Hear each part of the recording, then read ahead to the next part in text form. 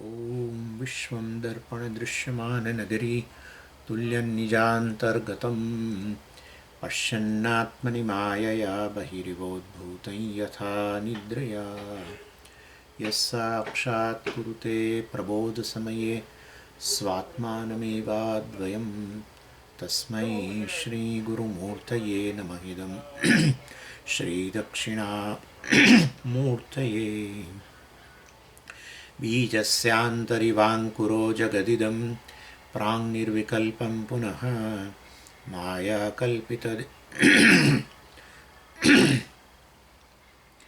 मायाकल्पितदेशकालकलना वैचित्रचित्रीकृतं मायावीव विजृम्भयत्यपि महायोगी वयस्वेच्छया तस्मै श्रीगुरुमूर्तये नमः इदं श्रीदक्षिणामूर्तये तस्मै श्रीगुरुमूर्तये नमः इदं श्रीदक्षिणामूर्तये ॐ सहना भवतु सहनौ भुनक्तु सह वीर्यङ्करवावहै तेजस्विनावधीतमस्तु मा विद्विषावहै ॐ शान्तिः शान्तिः शान्तिः सदाशिवसमारम्भां शङ्कराचार्यमध्यमाम् अस्मदाचार्यपर्यन्तां वन्दे गुरुपरम्पराम् ॐ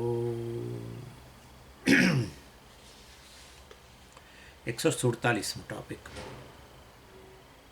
एतद् उपाधि उपहित आधारभूतम् अनुपहितं प्रत्यगानन्दं तुरीयं चैतन्यं त्वं पद लक्ष्यार्थो भवति એટલે અધ્યારોપ અને અપવાદ 3 અધ્યાય પહેલા અધ્યારોપના થયા. આ ચોથો અધ્યાય જે છે આ વેદાંત સારમાં એ અપવાદ છે. એ અપવાદની પણ આપણે વાત કરી. અપવાદ એટલે નિષેધ, વસ્તુ મિથ્યા સમજવી. ઘડાનો અપવાદ થયો. પહેલાં ઘડાનો અધ્યારોપ હતો માટી પર, એનો આપણે અપવાદ કર્યો. મિથ્યા છે ઘડો એવું જ સમજ્યા. જે છે કેવળ માટી છે અને અપવાદ કહેવાય. એટલે આ રીતે અધ્યારોપ અને અપવાદની વાત થયા પછી મહાવાક્ય વિચાર છે એની વાત ચાલે છે હવે.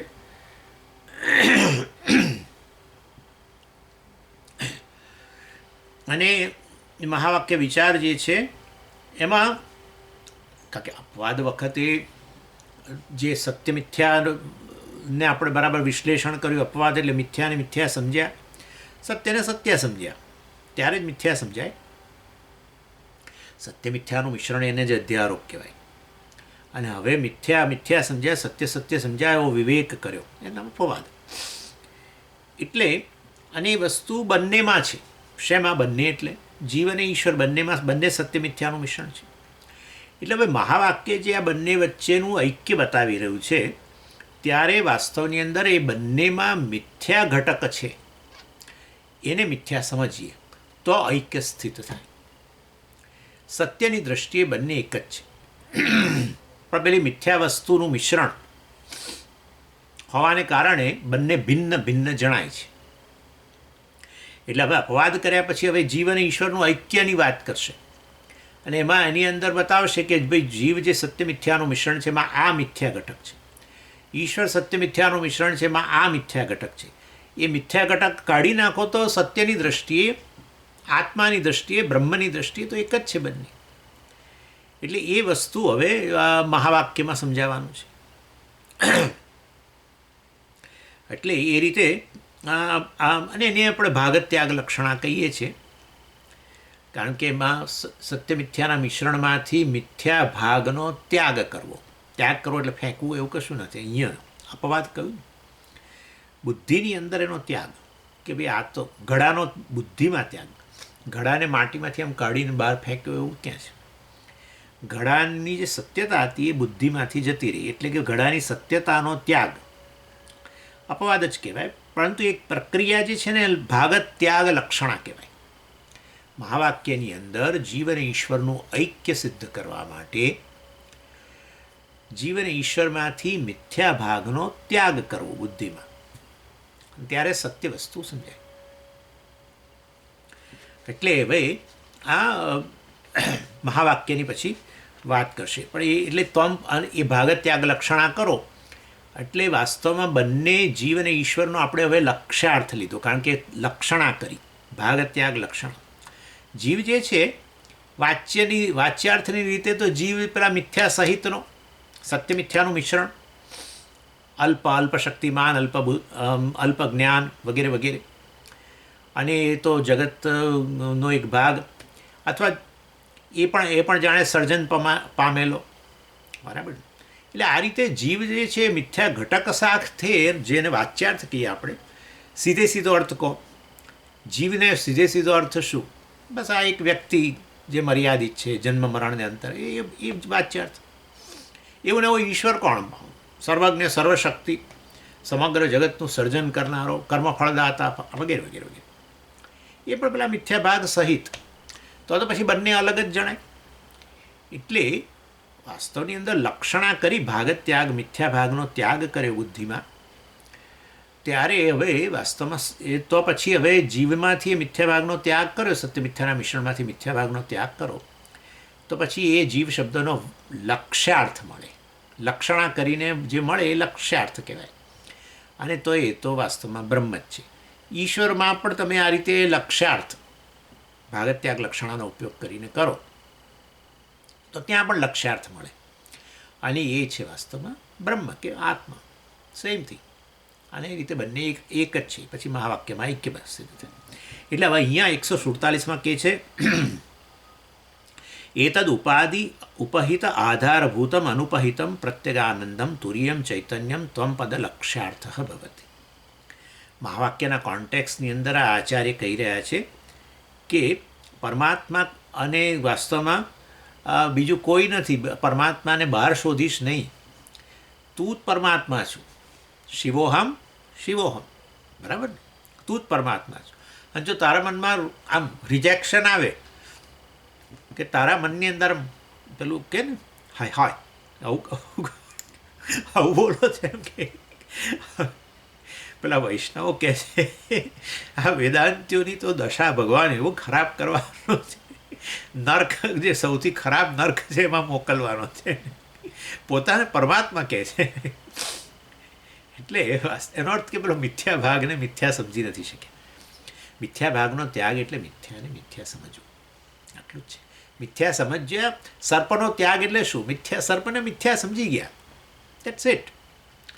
રજ્જુ સત્ય છે એમ એવું સમજાતાની સાથે સર્પ મિથ્યા બન્યો, તે સર્પનો ત્યાગ થઈ ગયો કહેવાય, સર્પનો અપવાદ થઈ ગયો કહેવાય. પહેલાં સર્પનો અધ્યારોપ હતો, હવે એનો અપવાદ થઈ ગયો. આ એક જ પ્રક્રિયા છે. વેદાંતને સરસ રીતે સમજવા માટે, સુંદર રીતે સમજવું હોય તો આ એક બ્રેડ બટર રોજ ખાઓ, અને એ છે અધ્યારોપ અપવાદ. ગમે તે કરો તો પંચકોશ વિવેક, શરીરત્રય વિવેક, અવસ્થાત્રય વિવેક, કાર્યકારણ વિવેક, જે કરવું એ કરો, અધ્યારોપ અપવાદ જ છે. શરીરત્રય વિવેક એટલે શું? 3 શરીરનો જે અધ્યારોપ થયેલો છે એનો અપવાદ. પંચકોશ વિવેક એટલે શું? પંચકોશ જે છે અન્નમય વગેરેનો જે અધ્યારોપ થયેલો છે એનો અપવાદ. કાર્યકારણ પ્રક્રિયા એટલે શું? આ કાર્ય જે છે એનો અધ્યારોપ થયેલો છે આત્મા ઉપર, એનો અપવાદ. તો પછી કારણપણાનો પણ અપવાદ. કાર્યનો અધ્યારોપ તો કારણનો અધ્યારોપ. જો માટીને કહ્યું તમે કાર્ય, અરે ઘડાને કહ્યું કાર્ય, તો માટીને કહો કારણ. અરે પણ સ્વામીજી આ તો ઘડા નામની વસ્તુ ખરેખર છે જ નહીં, જે છે માટી જ છે, એમ કરીને તમે કાર્યનો અપવાદ કર્યો, તો પછી હવે માટી પર કારણપણાનો પણ અપવાદ. જે છે કેવળ એક અદ્વિતીય વસ્તુ માટી, જે કાર્ય પણ નહીં, કારણ પણ નહીં. સમજી ગયા? એટલે વાસ્તવમાં અધ્યારોપ અપવાદ જ છે બધે. એટલે આ પ્રક્રિયા સમજી લેવી જરૂરી છે, ને આપણે સમજ્યા. હું માનું છું કે આપણે આ બહુ દિવસોથી ચર્ચા કરીએ છીએ અધ્યારોપોની, અને પછી અપવાદની ચર્ચા એક થઈ ગઈ, અને હવે આ મહાવાક્યમાં એ વસ્તુઓનો ઉપયોગ કરશે. એટલે એટલે અહીંયા મેં કહ્યું ને ભાગત ત્યાગ લક્ષણા જે છે એના દ્વારા કે જેની અંદર જે ચાર ચાર ઘટકો છે બંનેમાં, એમાંથી 3ને મિથ્યા અને 1 સત્ય સમજવું. મિશ્રણ છે ને, ચારનું મિશ્રણ. અહીંયા જીવની અંદર 4 વસ્તુ, એ ચારે ચારને વાસ્તવમાં 4 ને 5 સોરી 5, અને 5માંથી 4ને મિથ્યા સમજવું, ત્યારે તમે ભાગત ત્યાગ લક્ષણા કરી. એટલે એમાં ભાગત ત્યાગ લક્ષણા ક્યાં થયા? એ 4ને મિથ્યા સમજ્યા થયા. 4 જે ભાગ છે એનો એ મિશ્રણમાંથી તમે શું કર્યો? ત્યાગ કરી દીધો. અહીંયા કયા 4? જીવમાં કયા 5 વસ્તુ છે કહો? ચાલો એમાંથી 4નો ત્યાગ કરવાનો. હા, જીવ એટલે શું? આ બરાબર, એની અંદર 5 વસ્તુઓ છે. કઈ 5? પહેલું સ્થૂળ શરીર, પછી એ સ્થૂળ શરીરની અંદર સૂક્ષ્મ શરીર, બીજું સૂક્ષ્મ શરીરની અંદર કારણ શરીર, ત્રીજું, ચોથું શું કે એમાં બધું ચેતન જણાય છે ને? બસ તો પછી ચિદાભાસ આવી ગયું. બરાબર, એટલે ચોથું ચિદાભાસ, અને 5મું શું? ચિદાભાસ હોય તો શું હોવું જોઈએ? ચૈતન્ય હોવું જોઈએ. એટલે વાસ્તવમાં 5માંથી 4 મિથ્યા. આ 5માંથી 4 ભાગનો ત્યાગ. એટલે હવે કેવળ આ હું જીવ, એમાંથી તમે સત્ય મિથ્યાનું જે આ મિશ્રણ હતું 5નું, બરાબર, 1 સત્ય અને 4 મિથ્યા, એમાંથી 4 ભાગનો ત્યાગ અને સત્ય ભાગનો ત્યાગ ન. પણ સમજી, સત્ય ભાગનો ત્યાગ કરો. સત્ય એનું નામ જ એ છે કે જેનો ત્યાગ ન થઈ શકે એને જ સત્ય કહેવાય. મિથ્યા જે છે એનો ત્યાગ કરાય. સત્યનો કેવી રીતે ત્યાગ થાય? જેનો ત્યાગ થઈ જતો એ સત્ય જ ન કહેવાય. આજે કશું કહું અને કાલે એનો ત્યાગ કરી દઉં તો તમે મને કહો સ્વામીજી એ જુઠ્ઠું બોલે છે બધું, આજે બા જુદું બોલ્યા. જેનો ક્યારેય ત્યાગ ન કરું એ સત્ય હોય. એટલે એ રીતે વાસ્તવમાં ચૈતન્ય જે છે, બરાબર, સત્ય વસ્તુ, એનો ત્યાગ ન થઈ શકે. માટે એ રવા દઈએ. બાકીના 4 જે છે એ આ મિશ્રણમાંથી, કુલ 5ના મિશ્રણમાંથી 4 ભાગનો ત્યાગ કર્યો. સત્ય મિથ્યા વિવેક કર્યો, મતલબ અપવાદ કર્યો. બરાબર છે? કારણ કે આપણે તો એક જ જીવ એટલે શું? આપણે તો એક જ માનીએ. મિશ્રણ માનતા હોત તો બહુ સરસ હતું.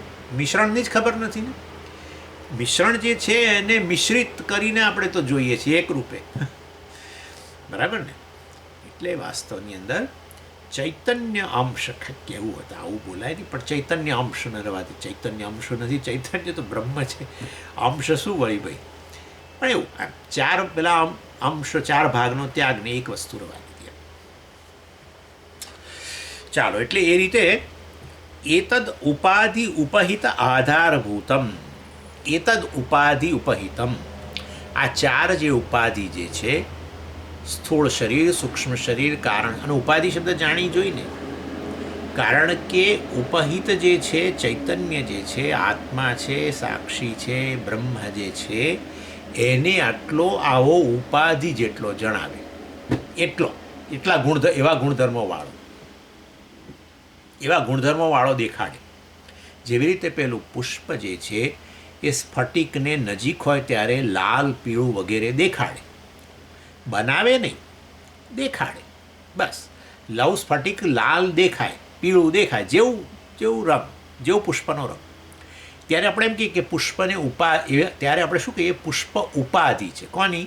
સ્ફટિકની. એમ એવી રીતે આ શરીર જે છે આત્માથી અભિન્ન છે.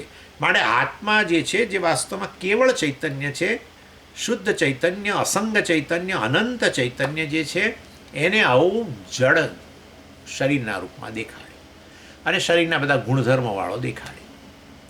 બરાબર છે? એટલે હું જે ચૈતન્ય છું કેવો, એટલા માટે તો આપણે બોલીએ છીએ કે હું મનુષ્ય છું, સ્થૂળ છું, સંન્યાસી છું, પુરુષ છું, વગેરે વગેરેના રૂપમાં આપણે કહીએ ને એવું. એટલે એતદ ઉપાધિ ઉપહિત ચૈતન્ય, જેમ કે પેલું સ્ફટિક ઉપહિત કહેવાય, પુષ્પ ઉપાધિ કહેવાય. એ ઉપાધિથી આ ઉપહિત જે છે, જે ખરેખર વાસ્તવમાં આધારભૂત છે, અને અનુપહિતમ, પણ પોતે તો અનુપહિત છે, એટલે ખરેખર ઉપાધિથી મુક્ત જ છે. અને એટલે આ ચારેયના આધારભૂત છે. ચારે ચાર વસ્તુના આધાર, ચિદાભાસનો આધાર, ત્રણે ત્રણ શરીરોના આધાર. બરાબર. ત્રણ શરીરોનું અસ્તિત્વ શેમાં સિદ્ધ થાય છે? આપણે કહીએ ને, જો ભાઈ એવું છે કે ચૈતન્ય છે ને, એ ચૈતન્ય વાસ્તવમાં એને જગતની દ્રષ્ટિએ જ જોવું જોઈએ. એટલા માટે મનોબુદ્ધિ અહંકાર ચિત્તાનીના અહમ કામ નહીં કરે. હું મન નથી, બુદ્ધિ નથી, ચિત્ત નથી, અહંકાર નથી, હું ચૈતન્ય છું, આ કામ બહુ ઝાઝુ નહીં કરે. આ વસ્તુ કામ શું કરશે કે હું તો સર્વકાય છું. ચૈતન્ય એટલે સર્વકાય છે. એટલે જગતના સંદર્ભની અંદર ચૈતન્ય કામ કરશે. આકાશ છે, ચૈતન્ય છે, કારણ કે આકાશનું અસ્તિત્વ ક્યાં સિદ્ધ થયું? ચૈતન્યમાં. સમય છે, કાળ છે, એનું અસ્તિત્વ શેમાં સિદ્ધ થયું? ચૈતન્યમાં.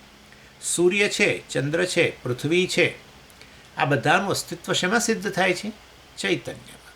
એટલે એ રીતે સમગ્ર જગત છે, એ છે જે તમે બોલો છો ને, એ જ આ ચૈતન્ય છે. કારણ કે ચૈતન્ય વગર છે પણ જ ના આવે. બરાબર છે ને? એટલા માટે આપણે એને સત નહોતું કહ્યું, સદૈવ સૌમ્ય દમગ્ર આસિત. ચાલો, એટલે એ રીતે વાસ્તવની અંદર એતદ ઉપાધિ, એટલે આ ઉપાધિ, આ ત્રણ શરીર અને પેલું ચિદાભાસ જે છે એ એના આધારભૂત. એતદ ઉપાધિ ઉપહિત, એનાથી ઉપહિત જે છે એ ઉપાધિના સંદર્ભમાં આત્માને ઉપહિત કહેવાય. એમ આધારભૂતમ જે ચારેનો આધાર છે. અને અનુપહિતમ પણ ખરેખર કેવું છે? અનુપહિત છે. જ્યારે તમે સ્ફટિકને લાલ જુઓ છો, બરાબર, અનુભવો છો સ્ફટિકને, ત્યારે પણ આપણે સ્ફટિકને લાલ ન ગણીએ, છે જ નહીં. અને જો તમે પણ એ પ્રકારની તમારી સ્ફટિકની સમજ હોય તો સ્ફટિક શું કહેવાય? અનુપહિત છે ખરેખર તો. ઉપહિત એટલે જાણે ઉપાધિના ગુણધર્મો વાળો, એ ઉપહિત કહેવાય. પરંતુ ખરી તો અનુભવાય છે એવો. વાસ્તવમાં કેવો છે સ્ફટિક? તો રંગહીન જ છે. જ્યારે લાલ રંગનો અનુભવો ત્યારે પણ. એટલે એ રીતે સ્ફટિકને શું કહી શકીએ ખરા અર્થમાં? તો અનુપહિત છે, ઉપાધિના ગુણધર્મવાળો નહીં. ઉપાધિના ગુણધર્મવાળો ઉપહિત બોલાય. જેમ કે આ બીજી પણ વસ્તુ તમને કહું, જેમ મેં તમને ઘણીવાર કહું છું કે આ ઘડો આકાશ છે, આવું આટલું બધું સર્વવ્યાપી આકાશ છે, એ પેલી ઘડારૂપી ઉપાધિને કારણે કેવું જણાય છે? ઘડા જેટલું. તો આપણે શું કહીએ એ આકાશને, ઘટાકાશને શું કહીશું? ઉપહિત આકાશ.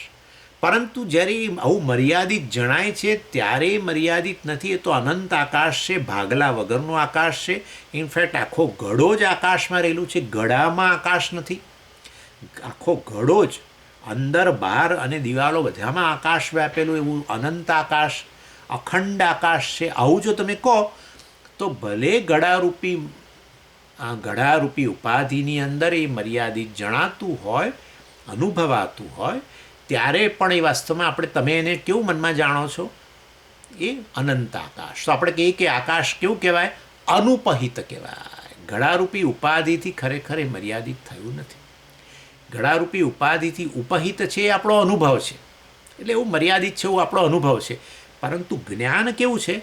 અનુપહિત છે. બરાબર છે? એ પ્રકારે અહીંયા એતદ ઉપાધિ ઉપહિત. આ ચાર ઉપાધિ જે છે, ચિદાભાસ પણ, એટલે ત્રણ ઉપાધિને ચિદાભાસ, ત્રણ શરીરો એનો આધારભૂત છે.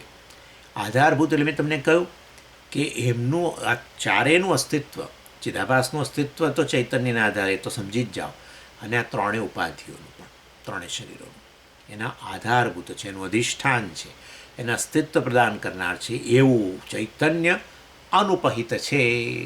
ખરેખર એ શરીરના જેટલું નથી, ત્રણેય શરીરો જેટલું નથી. ભલે હું કયા કરું કે હું તો આટલો જ છું, 5 ફૂટ 8 ઇંચ છું, વગેરે વગેરે, બરાબર ને, અને હું આવા ગુણધર્મોવાળો છું, ભલે ને તમે કહો. એ રીતે અનુભવાય જાણે કે બધું ગુણધર્મવાળું, અનેક પ્રકારના શરીરોના ગુણધર્મવાળું જણાય. કારણ શરીરના ગુણધર્મવાળું તમે તમારી જાતને કહો. હું તો સ્વામીજી બહુ અજ્ઞાની છું, બરાબર. એટલે કારણ શરીરની ઉપાધિ, કારણ શરીરનો ગુણધર્મ પોતાના પર લાદ્યો, કારણ શરીરને પોતાના પર લાદ્યો. અથવા તમે કહો કે સ્વામીજી મારા તો ખબર નહીં કે અનંત જન્મોના કેવા કર્મો હશે, પણ મારે બહુ હેરાન થવું પડે છે, ત્યારે તમે કારણ શરીરના ગુણધર્મોનો નિર્દેશ કરો છો, સંચિત કર્મોવાળો છું એમ. અને એ રીતે અને સમજી ખબર નહીં મારામાં તો કેટલી વાસનાઓ પડેલી છે, એટલે એ કારણ શરીરના જ ગુણધર્મો વાસનાઓ એનો તમારા પર અધ્યારોપ કરો છો. સૂક્ષ્મ શરીરના તો તમે જાણો જ છો, હું જોનારો છું, ખાનારો છું, ભૂખ્યો છું, તરસ્યો છું, આ બધું કહો છો, બરાબર ને. અથવા પછી તમે કહો કે ના હું તો દયાળુ છું ને ક્રોધી છું ને આવું છે, ત્યારે અંતઃકરણના એટલે કે સૂક્ષ્મ શરીરના ગુણધર્મોવાળા, એટલે પોતાને સૂક્ષ્મ શરીર જેટલો અને પછી સૂક્ષ્મ શરીરના ગુણધર્મો વાળો, આ રીતે ધર્મી ધર્મ બંનેનો અધ્યાસ, પહેલાં ધર્મીનો અધ્યાસ થઈ જાય, પછી ધર્મોનો અધ્યાસ આપોઆપ જ થઈ જાય ને. ચાલો, એટલે એવી રીતે અને પછી સ્થૂળ શરીરના ગુણધર્મો. સ્વામીજી મેં 5 કિલો વજન ઉતાર્યું, હવે હું 155 પાઉન્ડ છે મારું વજન. અરે હું એટલે તો આત્મા ભાઈ, સર્વનો આધાર. ના, એટલે આવું આ વસ્તુ છે, તમે સમજ્યા? એટલે આવું આ આપણે ઉપહિત જાણે હું તો આટલું, પણ ખરેખર કોણ છું? અરે આ ચારેયના આધારભૂત છું, તો ચારેયનું મારામાં અસ્તિત્વ છે, હું એમનામાં નહીં. એટલે એ રીતે તો પછી હું અનુપહિત છું, એ રીતે કહેવામાં છે. અને ઉપહિત ચૈતન્ય કેવું છે? પ્રત્યક. અરે ભાઈ એ ઉપહિત અનુપહિત ચૈતન્ય બહાર ના શોધીશ, આમ પેલા ઝાડની અંદર અહીંયા કેમેરામાં ના શોધીશ. સ્વામીજી બોલ્યા કે હા કેમેરો છે, એ ચૈતન્ય છે. સ્વામીજી બોલ્યા કે શરીર છે, તે છે એ ચૈતન્ય છે. એટલે પછી આમ ત્યાં શોધવાનું. બહાર વૃક્ષ છે સામે, હા છે ચૈતન્ય છે, તો હું જરા જોઉં, વૃક્ષને ધારીને જોઉં તો કદાચ એ વૃક્ષ આમાં ઓગળી જશે અને આમ ચૈતન્ય પ્રગટ થશે. અરે ચૈતન્ય થકી દેખાય છે ને ભાઈ, એ તમારા પાસે છે, તમે ચૈતન્ય છો. પ્રત્યક એટલે એકદમ નજીક છે મારી, એકદમ એટલું બધું નજીક કે જેનાથી વધારે નજીક કશું જ ના હોય. સૌથી નજીક તો હું. જો હુંની નજીક કોણ? સૌથી હું. એટલે એ રીતે વાસ્તવની અંદર પ્રત્યેક આનંદમ. જો ધીમે રહીને સદાનંદજી મૂકી જ દે છે, પૂછો જ ખરા અમને. હા, પૂછતા જ નથી. આનંદમ એટલે તું જે શોધું છું ને આખી જિંદગી, ક્ષણે ક્ષણે જેના માટે તને તરસ છે, આમ આપણને થાય કે જે કંઈ આનંદનો અનુભવ છે ને એ સમજે એમ ટકી રહે ને તો સારું. આખો દિવસ આનંદમાં જાય ને તો કેવું સારું, આખો દિવસ આનંદમાં જાય તો. અને એવું નહીં કે આજનો જ દિવસ, ભગવાન કે ચાલ આજનો દિવસ તને આનંદમાં, ઊંઘમાં તને આનંદ આવવાનો જ છે ને, તને 10 વાગે ઊંઘાડી દઈશ ઘસઘસાટ, પણ એ પહેલાં તને 5 વાગ્યા સવારના 5થી તે રાતના 10 સુધી બસ સતત આનંદમાં રાખીશ એક દિવસ માટે. તો પછી આપણને થાય કે પછી આપણે તરત પૂછીએ કે આવતીકાલનું શું? ના, આવતીકાલ તારો દુઃખનો જવાનો છે, તો પાછું તકલીફ. ના, મારે તો આવતીકાલે આખો દિવસ આનંદમાં, પરમ દિવસે આખો દિવસ આનંદમાં, પછી વર્ષ પછી પણ આખો દિવસ આનંદમાં. ભાઈ તું આવો આનંદ શોધતો હોવ તો એ તારાથી જુદો ના હોય. મારી વાત ક્યાંથી લઈ આવે? ભાઈ એવું છે એની અંદર. આ ભાઈ શું કરો છો? અમે બહેનો બેઠા જ છીએ. આ ભાઈ તો એ વાંધો નહીં, ચાલો. એટલે કહેવાનો આશય છે, જો જીવનનો પુરુષાર્થ સિદ્ધ કરવા માટે હળવા ફૂલ થઈને જ સિદ્ધ થઈ જાય, બહુ ભારેખમ બનવાની જરૂર નથી. કારણ કે તમે છો નહીં. સત્ય વસ્તુ એ છે કે એક પૂર્ણ વસ્તુથી આગળ કશું છે જ નહીં. પૂર્ણ મદઃ પૂર્ણમિદં. પૂર્ણતાનું નામ જ આનંદ છે. ચાલો, એટલે કહેવાનો આશય શું છે મારો કે આનંદ વાસ્તવમાં જે તમે નિત્ય રોજે રોજ જો ઈચ્છતા હો, પ્રત્યેક પળે પ્રત્યેક સ્થાનમાં પ્રત્યેક વસ્તુના સંયોગની અંદર તમે જો આનંદ ઈચ્છતા હો, પ્રત્યેક વસ્તુ સાથેના સંબંધમાં તમે આનંદ ઈચ્છતા હો, તો વાસ્તવમાં તમારું સ્વરૂપ જ હોવું જોઈએ. જો તમારું સ્વરૂપ ન હોય તો પ્રત્યેક સંબંધમાં, પ્રત્યેક સ્થાનમાં, પ્રત્યેક સમયે આનંદ ન મળે. તમારાથી અન્ય હોય તો એક સ્થાને, એક કાળે, એક સાથેના સંબંધમાં આનંદ થાય, પણ એ વસ્તુ જતી રહે. દાખલા તરીકે જવાની તો છે, કારણ કે આ તો મર્યાદિત વસ્તુ છે. એટલે આનાથી આનંદ આવે છે, બરાબર છે, બરાબર. હું આત્મા આનંદ સ્વરૂપ નથી, જવા દો. આ આનંદ આપે છે, તો ચાલો, ક્યારે આનંદ આપે છે? અત્યારે આનંદ આપે છે સ્વામીજી. ઓકે, પછીની ગેરંટી નથી ભાઈ. પછી તમારી સામે પડેલી હશે ને તો તમે શોધતા હશો બીજું આનંદ માટે, અને નહીં, અને ફેંકી દેશો, ફેંકી દો, અથવા આની ચિંતા જ નહીં કરો. અને અન્ય સ્થાનની અંદર હોય, બરાબર છે, આ વસ્તુ અત્યારે અહીંયા છે પણ બીજા સ્થાનમાં હોય તો અત્યારે આનંદ ના હોય, કારણ કે મળશે ત્યારે આનંદ થશે, જગ્યાએ જઈશ ત્યારે, બરાબર. તો પછી એ અનિત્ય થયો કે ના થયો? થયો. અત્યારે આનંદ આપે છે, પછી નથી આપતો. આ તો અનુભવની જ વાત છે, મારે કશું કહેવાનું જ નથી. ફેંકી દઈએ છીએ, ભલી વસ્તુઓ ફેંકી દીધેલી છે આપણે જીવનમાંથી, ભલી. એક સમયે જેની અત્યંત ઈચ્છા કરેલી એ વસ્તુ કોઈ લઈ જાય તો સારું, એવું ઈચ્છીએ છીએ આપણે. અને હવે દિવાળી આવી જ રહી છે, ચિંતા નહીં, લઈ જાઓ. પછી બહુ પહેલાં કંઈક ના, મારે તો પણ અમારે કોઈ ઉપયોગ નથી. લઈ જાઓ. અરે ભાઈ, પણ તમે આ લઈ આવ્યા હતા પરસેવો પાડીને, નથી મળી ત્યાં સુધી તે કેટલી લાલસા હતી એની, ક્યારે મળે. હવે તમારી સામે પડી છે અને આનંદનો સોર્સ છે. અત્યારે આનંદ આપતી વસ્તુ પછી નથી આનંદ આપતી, અનિત્ય. જે સ્થાનમાં તમને આનંદ આવતો હોય એ સ્થાને અનિત્ય, તમે બીજે જતા રહો, અથવા સ્થાન આગું પાછું થઈ જાય, એવું થાય જ ને. તમે મોટે ભાગે તમે જતા રહો એ જગ્યાએથી, તો પણ અનિત્ય. સ્થાનમાં આવતો આનંદ અનિત્ય જ હોય. એટલા માટે આપણે બીચ પર જઈએ ને આનંદ આવે, બરાબર. તો બીચ પર જઈને આનંદ આવે, પણ બીચ પરથી નીકળી ગયા તો સ્વામીજી હવે પાછા ઘરે આવી ગયા, તો એમ કરીને પછી, એટલે અનિત્ય. કાળનો આનંદ અનિત્ય, સ્થાનનો આનંદ અનિત્ય, એક વસ્તુ સાથેના સંબંધનો આનંદ પણ અનિત્ય. આનંદ પણ અનિત્ય જ હોય છે. એટલે બિચારા ઘણા ગૃહસ્થ લોકો શરૂમાં એકબીજાના સતત સંપર્કથી આનંદ, પણ પછી ભાઈ તમે તમારા રૂમમાં બેસો, હું મારા રૂમમાં સારી છું, તમારે આજ જવાનું નથી, ક્લાસમાં નથી જવાનું, તમારા સ્વામી નથી આવવાના, આજે ક્લાસ નથી, જાઓ. જો નિત્ય આનંદ ઈચ્છતા હોવ, તમારાથી જુદો જ ના હોઈ શકે. તમે નિત્ય આનંદ ઈચ્છતા હોવ તો તમારાથી જુદો ન હોઈ શકે, કારણ કે જગત સાથેનો સંપર્ક, જગત એટલે દેશ, કાળ અને વસ્તુ, એની સાથેના સંપર્કનો આનંદ હંમેશા કેવો હોય? અનિત્ય હોય. તમારા હૃદયમાં કેવી ઈચ્છા છે? નિત્ય. આજે આખો દિવસ, કાલે આખો દિવસ, પરમ દિવસે આખો દિવસ, મહિના પછી આખો દિવસ, ઓક્ટોબર મહિનામાં, દિવાળીમાં, બધા દિવસો આનંદ. તો પછી હે જીવડા, તું તારી જાતને જ ઈચ્છી રહ્યો છું. તું જીવનમાં જે શોધું છું એ તું જ છું. આવું ના હોય, નહીં તો શોધું શેના માટે? અવિદ્યા માતા. અવિદ્યાની સ્થિતિમાં વસ્તુ આપણી પાસે હોય તો પણ જાણે કે આપણાથી અનંત જોજનો દૂર છે એવી જણાય.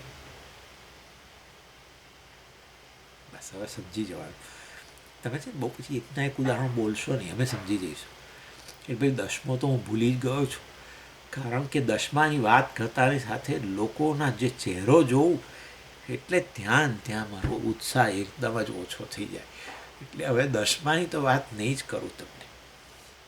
પણ ચશ્માએ તમે બહુ વાર બોલ્યા, સારું ચાલો, બસ નહીં બોલો, પણ તમે સમજી તો ગયા. પ્રાપ્ત હોવા છતાંય પછી જો આમ ચારે બાજુ શોધું, આવું થયેલું છે.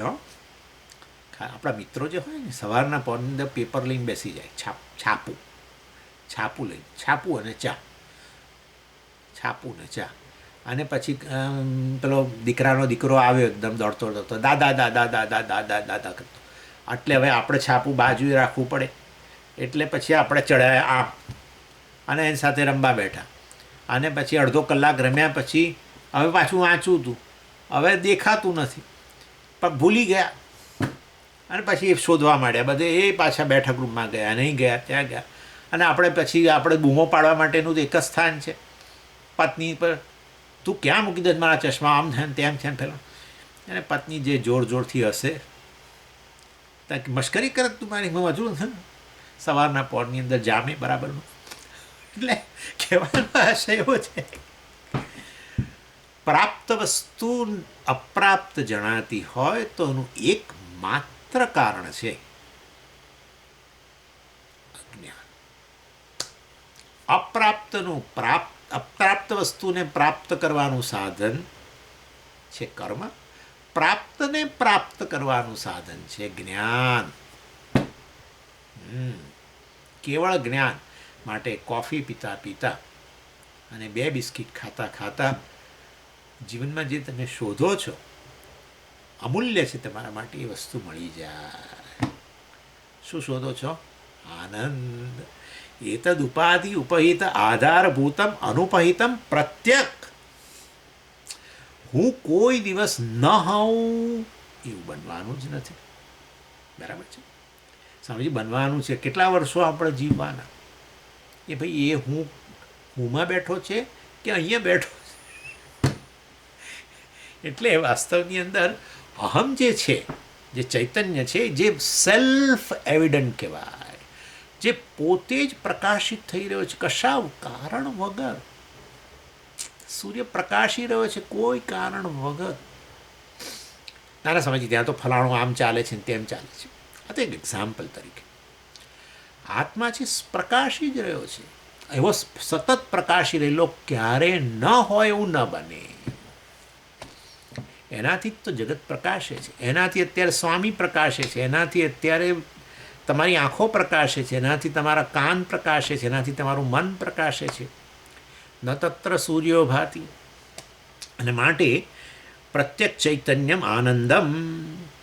હા, બાકી બધું એ અહમ જે છે એને આ રીતે તમે આવો લક્ષ્યાર્થ ત્વમપદ એટલે કે અહમ, એ અહમનો લક્ષ્યાર્થ કરશો તો જ્વરાથી મુક્ત થઈ જશો. આ જ્વરા ક્યાંથી લઈ આવ્યા? તાવ ક્યાંથી લઈ આવ્યા? એકદમ આત્માનમ ચેત વિજાનીયાત અયમસ્મીતિ પુરુષ કિમિચ્છન કસ્ય કામાય શરીરમ અનુસંજ્વરેત. આ શરીરમાં જ્વરાઓ છે, બધી સૂક્ષ્મ શરીરમાં જ્વરા છે. મન તાવયુક્ત બને છે, શરીર તાવયુક્ત બને છે, અને પરંતુ અહમ જે છે એમાંથી નીકળી ગયો. નીકળી નહીં એટલે મિથ્યા, અહંકાર મિથ્યા સમજાઈ ગયો. ગઈકાલે સમજી લીધું છે આપણે. ત્યારે વાસ્તવની અંદર લક્ષ્યાર્થ લીધો, ભાગત ત્યાગ કરેલો છે અહંકાર સહિત. અહંકાર એટલે આ ત્રણેય શરીરોમાં રહેલો અહમ, ત્રણેય ચિદાભાસ, એમાંથી મુક્ત બનેલો છે, વિવેક કરેલો જણ. એટલે પ્રત્યેક આનંદમ તુરીયમ ચૈતન્યમ ત્વમપદ લક્ષ્યાર્થ ભવતી. એને તુરીયમ પણ કહેવાય. માંડુક્ય ઉપનિષદ એને તુરીય કહ્યું. જાગ્રત સ્વપ્ન સુષુપ્ત જે છે એ મિશ્રણ છે. તુરીય વત્તા આખા ત્રણે તો જાગ્રત, તુરીય વત્તા 2, 3 ને બદલે 2, આ નહીં. સૂક્ષ્મ કારણ તો સ્વપ્ન પુરુષ, તુરીય વત્તા કેવળ કારણ શરીર તો સુષુપ્ત પુરુષ. અરે આ 3 શરીરો અને એમાં અહમપણું જે ચિદાભાસ થકી છે, વાસ્તવમાં તો મિથ્યા છે. અહંકાર મિથ્યા છે. જાગ્રત પુરુષ અહંકાર છે, સ્વપ્ન પુરુષ અહંકાર છે, સુષુપ્ત પુરુષ અહંકાર છે. એ બદલાય છે કારણ કે જે જાગ્રત છે એ સ્વપ્ન નથી, સ્વપ્ન પુરુષ સુષુપ્ત પુરુષ નથી. એ તો બદલાય છે કારણ કે ઉપાધિ બદલાય છે. માટે ઉપહિત પણ એવો જ પછી બદલાતો જ દેખાય ને. લાલ પુષ્પ મૂકો તો પછી પેલું લાલ દેખાય છે, અને લીલું પુષ્પ મૂકો તો પેલો લીલો દેખાય છે. પણ હું તો તુરીય સ્ફટિક છું. ખરેખર આવો દેખાવ, આવો જાગ્રત સ્વપ્ન સુષુપ્ત પુરુષ રૂપે અનુભવ કરું મારો, છતાં હું એવો નથી.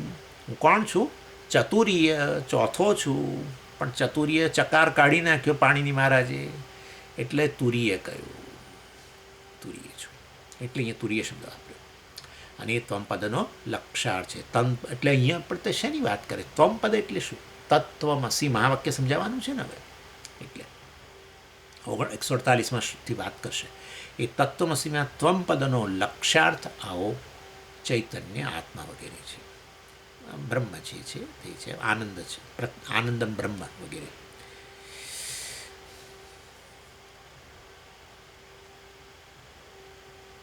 એટલે હવે શું વાત કરશે? મહાવાક્યની વાત કરશે. આ બધા પદાર્થ સમજાવી દીધા, બરાબર ને? ત્વમ પદનો અર્થ સમજાવ્યો. વાચ્યાર્થ તો હવે સમજવાની જરૂર જ નથી, તો આ મિશ્રણ જ. ત્વમ પદનો લક્ષ્યાર્થ, પહેલાં તત્પદનો લક્ષ્યાર્થ કહી દીધો, બરાબર? એટલે તમારે વાક્યાર્થ સમજાવો, મહાવાક્યનો અર્થ એટલે મહાવાક્યાર્થ સમજવો હોય તો એ વાક્યમાં રહેલા પદોનો અર્થ સમજવો પડે. અને એ પદનો અર્થ હવે તમને ઇન્ડિપેન્ડન્ટલી કહી દીધો કે જુઓ, લક્ષ્યાર્થ આ છે, વાચ્યાર્થ આ છે, ત્વમ પદનો કે જીવનો. તત્પદ એટલે ઈશ્વરનો વાચ્યાર્થ અને લક્ષ્યાર્થ આ છે. અને તમે જુઓ, હવે લક્ષ્યાર્થની દ્રષ્ટિએ જુઓ તો વાસ્તવમાં બંને કેવા છે? સરખા છે. એમ કરીને હવે મહાવાક્યની અંદર એ સમજાવે છે. અથ મહાવાક્યાર્થ વર્ણ્યતે ઇદમ તત્વસી વાક્યમ સંબંધત્રયેણ અખંડાર્થબોધકમ ભવતી. અથ એટલે હવે પછી, એટલે કે અમે આ પદાર્થ વિચાર કરી દીધો, ત્વમપદ તત્પદનો વિચાર હવે કરી દીધો. વિચાર એટલે એનું વિશ્લેષણ કરી દીધું, અને હવે વાક્યાર્થ વિચાર કરીએ છીએ. વાક્યાર્થ તમને ત્યારે જ સમજાય જ્યારે વાક્યમાં રહેલા પદોનો અર્થ સમજાય, નહીં તો કેવી રીતે સમજાય? એટલે એ બધું સમજાવી દીધા પછી હવે વાક્યાર્થ એટલે કહે છે મહાવાક્યાર્થ વર્ણ્યતે. મહાવાક્યનું હવે વર્ણન કરી છે ને એનું વિશ્લેષણ કરીએ છીએ. એવું વાક્ય છે ઇદમ તત્વમસી વાક્યમ. આ જે તત્વમસી મહાવાક્ય જે છે, કેમ મહાવાક્ય કહ્યું? કારણ કે તમને બોધ આપે છે. હા, તત્વમસી વાક્યમ અખંડાર્થ બોધકમ. અખંડ એટલે ખંડ નથી. કોના વચ્ચે ખંડ? એટલે ભાગ નથી, વિભાગ નથી, અંતર નથી. કોની વચ્ચે? મારી અને હું જે શોધું છું એની વચ્ચે. મારે તો ઈશ્વર બનવું છે, બસ. એટલા માટે આપણને જ્યારે કોઈ ઐશ્વર્યથી યુક્ત બતાવે ત્યારે કેટલો આનંદ થાય છે. તમે જુઓ, ઐશ્વર્યથી યુક્ત. અમને તો કંઈ આનંદ. તમને હું કહું કે તમે તો બહુ સુંદર રૂપ ધરાવો છો, આનંદ થવાનો જ છે. તમારામાં બહુ જ જ્ઞાન છે, આનંદ થવાનો જ છે. તમારામાં તો બહુ શક્તિઓ છે, કેટલી ચપળતા છે તમારામાં, આનંદ થવાનો જ છે. તમારી મેધાશક્તિ તો અપ્રતિમ છે, આનંદ થવાનો જ છે. તમારી સ્મૃતિ બહુ સુંદર છે, સારું છે. હા, તમે બહુ લાંબુ જીવશો. કેમ? સારું જમી શકો છો બંને ટાઈમ, તમારી ભૂખ તરસ સરસ છે, બધું આનંદ થવાનો જ છે. બસ આવું ઉણપવાળું વગરનું મારું વર્ણન કરો તો આનંદ જ આનંદ છે.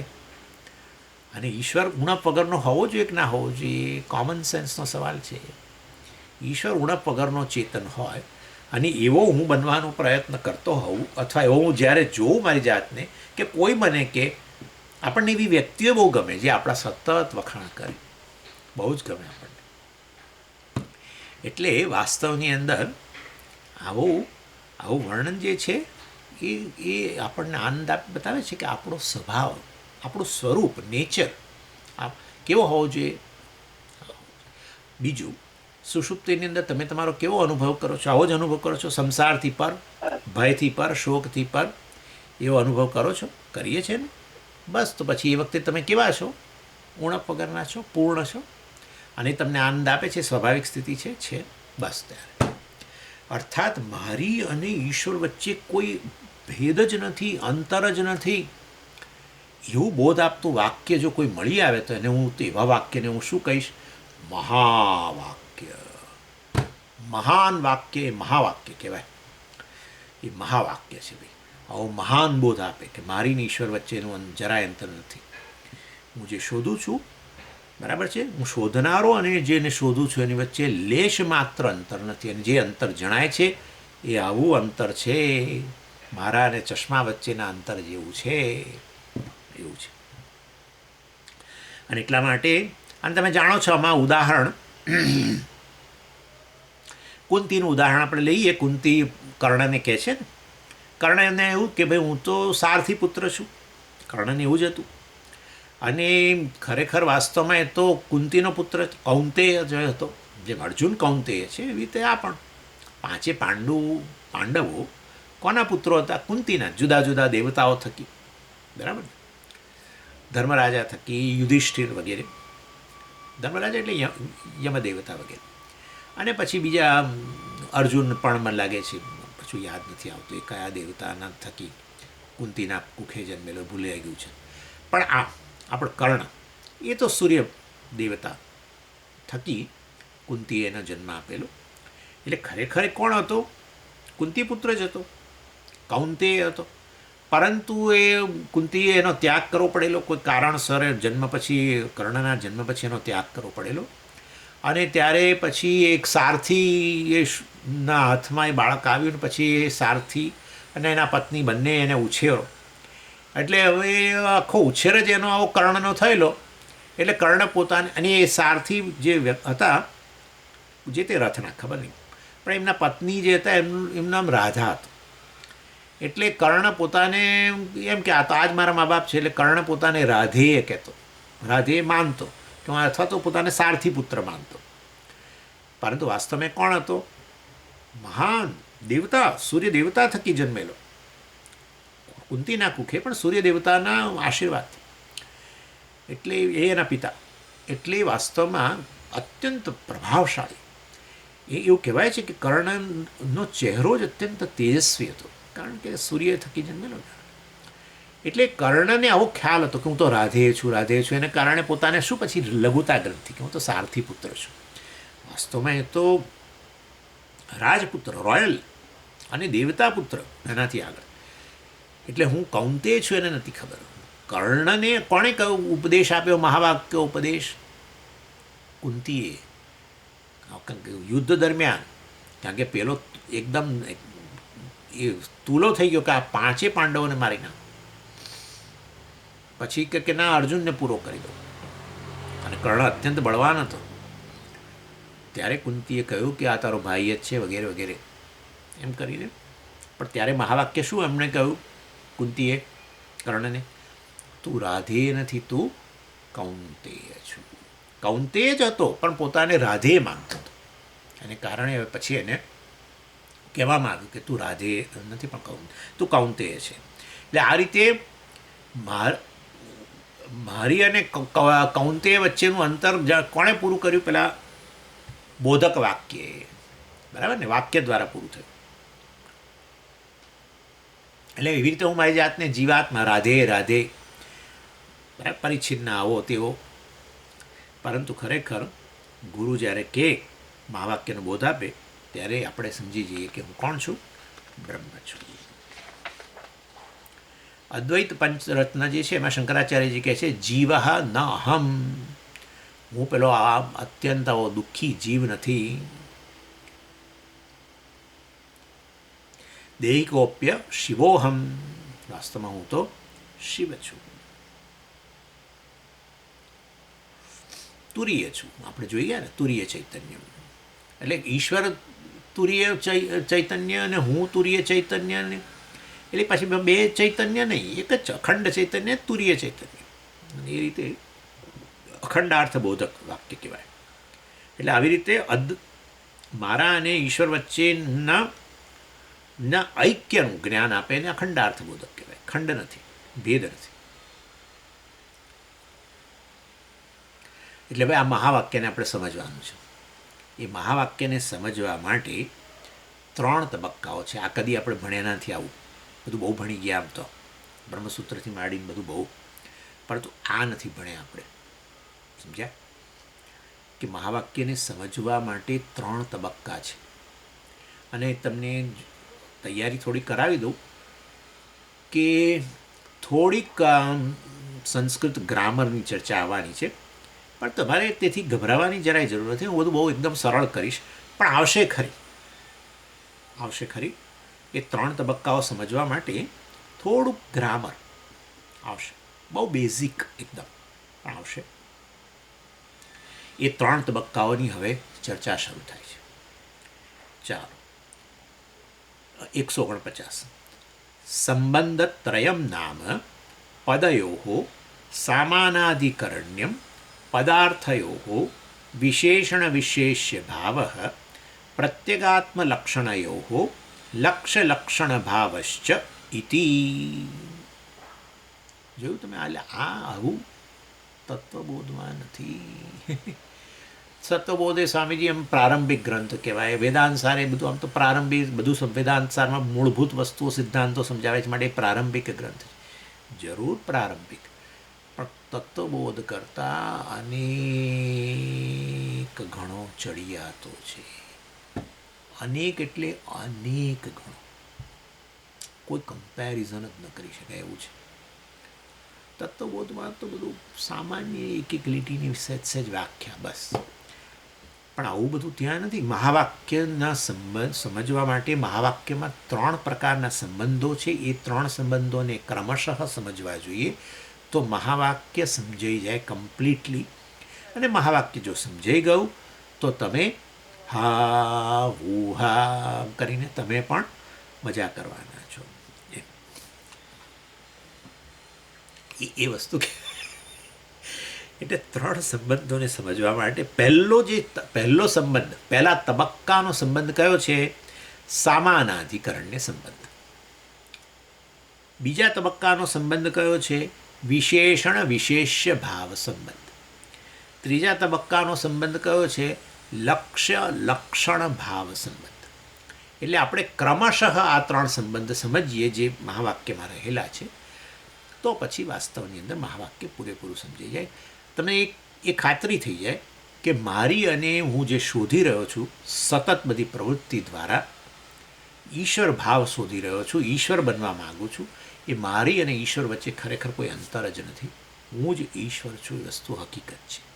એ વસ્તુ તમને બહુ સ્પષ્ટ સમજાઈ જાય. એટલે આ 3 સંબંધો જે છે એની આપણે વાત કરવી પડશે હવે.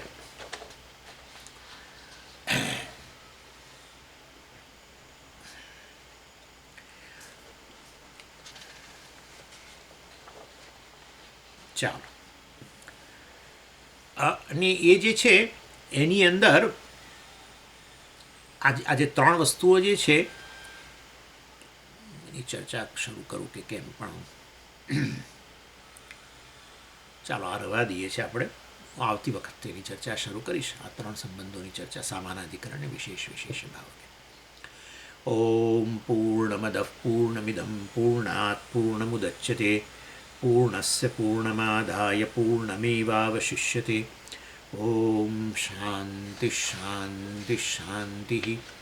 હરિ ઓમ શ્રી ગુરુભ્યો નમઃ. હરિ ઓમ.